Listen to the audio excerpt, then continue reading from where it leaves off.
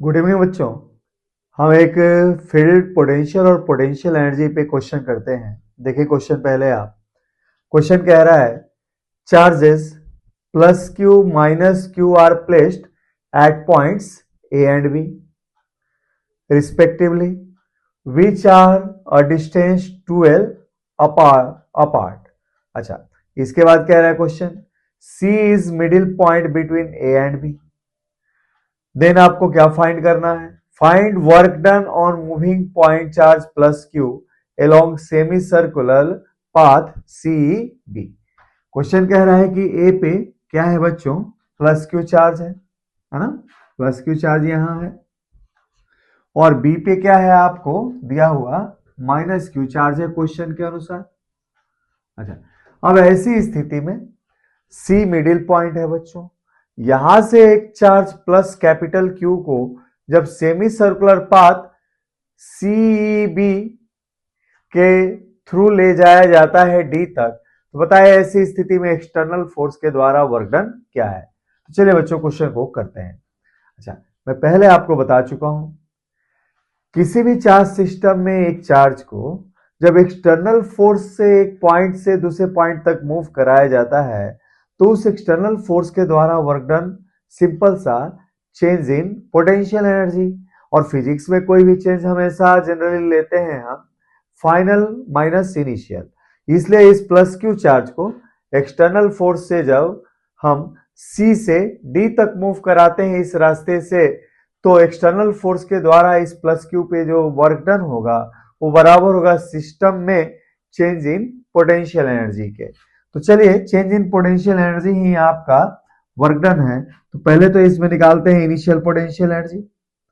Initial potential energy, initial potential energy. अच्छा, symbol क्या होता है बच्चों पोटेंशियल एनर्जी का?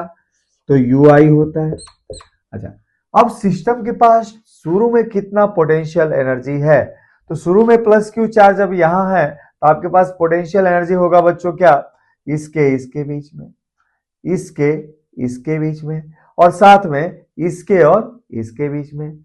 अच्छा, चूंकि मूवमेंट के दौरान यह चार्ज और यह चार्ज नहीं मूव करता, इसलिए इनके बीच की पोटेंशियल एनर्जी क्या रहेगी बच्चों? कांस्टेंट रहेगी। तो हम लिख सकते हैं क्या इनिशियल पोटेंशियल एनर्जी? इसके बीच में के क्यू क्यू, और डिस्टेंस है बच्चों इसके और इसके बीच में एल, है ना? तो हो जाएगा के क्यू क्यू अपॉन एल। अच्छा, इसके और इसके बीच में हो जाएगा बच्चों क्या? माइनस के Q Q upon L.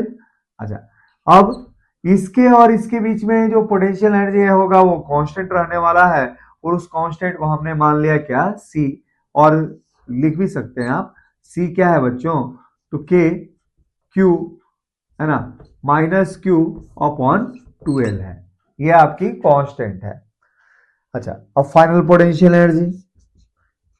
Final potential energy जो होगा जब यह चार्ज यहां से यहां तक चला जाता है तो फाइनल पोटेंशियल एनर्जी होगा बच्चों क्या? इसके बीच में, और साथ में इसके और इसके बीच में। तो plus Q, small plus Q और कैपिटल क्यू के बीच में जो होगा पोटेंशियल एनर्जी वो होगा बच्चों क्या? के क्यू क्यू अपॉन, यहां से इसकी डिस्टेंस क्या होगी? ये हमारे पास 2l है तो l फिर तो 3l हो जाएगा। ये हो जाएगा बच्चों क्या? 3l। अच्छा, इसके बीच में क्या होगा? तो इसके बीच में होगा माइनस के क्यू क्यू अपॉन एल। इसको सॉल्व करते हैं हम। इसको सॉल्व करेंगे तो कितना मिलेगा बच्चों? तो ये मिल जाएगा माइनस 2 के क्यू, है ना, के क्यू क्यू अपॉन क्या हो जाएगा बच्चों? 3l। ये फाइनल पोटेंशियल एनर्जी हो गया। तो therefore work by external force, है ना, एक्सटर्नल फोर्स के द्वारा वर्क डन क्या होगा? ये हो जाएगा बच्चों final potential energy minus initial potential energy. Final potential energy इतनी है माइनस 2 के क्यू क्यू अपॉन 3l। अच्छा, इनिशियल पोटेंशियल एनर्जी कितनी है? तो ये कट गया, है ना। अच्छा, साथ में मैंने क्या लिखा है यहाँ पे, फाइनल पोटेंशियल एनर्जी में आप चाहो तो एक चीज और ऐड कर सकते हैं बच्चों आप लोग, वो कांस्टेंट सी। फाइनल सिचुएशन में इसके और इसके बीच के पोटेंशियल एनर्जी नहीं चेंज होती, तो उस कांस्टेंट को यहाँ ऐड कर सकते हैं। और हालांकि कांस्टेंट कटने वाला है तो लिखने का कोई लॉजिक नहीं है, हमारी यहाँ पे फाइनल पोटेंशियल एनर्जी ही इतनी है। अच्छा, इनिशियल पोटेंशियल एनर्जी क्या थी, तो आपके पास जीरो थी, सॉरी हाँ जीरो थी, तो इसलिए आप लिख सकते हैं क्या, ये आंसर आ जाएगा आपका क्या, -2k/Q/3L। ध्यान रखिएगा बच्चों, इस कांस्टेंट को मैंने यहां से क्वेश्चन में से आप गैप भी कर सकते हैं, बार बार लिखने की जरूरत नहीं है, इसलिए मैंने केवल जीरो काउंट किया है यहाँ पे। आप चाहते तो इसके साथ प्लस सी देके जीरो प्लस सी करके देते तो फिर भी आपका आंसर कितना आता, इतना ही आता। तो ध्यान रखिएगा, इस कांस्टेंट को रखने की जरूरत नहीं होती है।